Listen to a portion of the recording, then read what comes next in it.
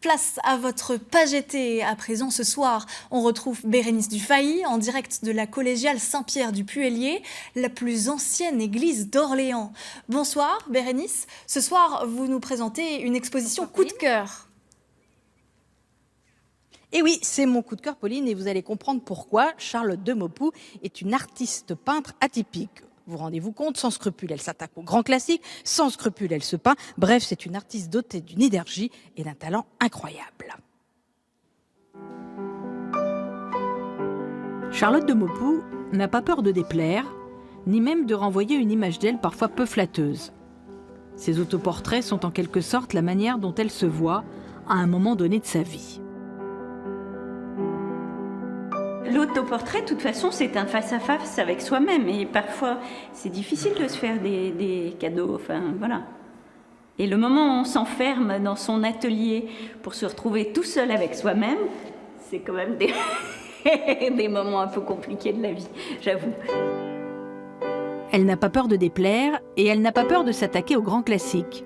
Manet, Courbet, Velázquez ou encore Vermeer avec la fameuse laitière. Et parce qu'elle n'a jamais rompu avec l'enfance, elle travaille au sol. Et quand on est au sol, on n'a pas du tout la même appréhension. Le chevalet me fait complètement paniquer, alors qu'au sol, on danse, ça va, vous voyez, on bouge, on peut... Tout d'un coup, le tableau se rétrécit énormément.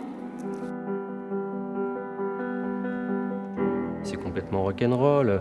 Vous venez de filmer la laitière sur laquelle elle a marché, il y a des traces de pas dessus. C'est à la fois irrévérencieux et respectueux, parce que si elle ne respectait pas ces peintres-là, elle les aurait pas réinventés. Et en même temps, elle est culottée, quoi. Elle y va, elle se pose pas de questions. Je marche sur ma toile si je veux, je la froisse si je veux, je découpe mes papiers si je veux. Derrière Olympia, je lui enlève le visage si je veux, et c'est la femme noire qu'on voit. Je lui découvre le sexe si j'en ai envie. Donc il y a cette dimension aussi de quasiment féministe. Culottée, féministe, mais aussi très sage, avec ses paysages, cabanes de pêcheurs et grandes fleurs, ses respirations, probablement. Bonsoir Charlotte de Maupoux. Bonsoir. Alors, d'où vous vient cette énergie incroyable? Je ne sais pas. Je pense depuis toujours, j'ai toujours dessiné, ça a toujours été mon rapport au monde et ma manière d'être. Voilà. Alors, on l'a vu dans le reportage, vous vous attaquez aux grands peintres, vous les revisitez. Vous êtes culottés quand même. Qu'est-ce qu'ils vous ont fait?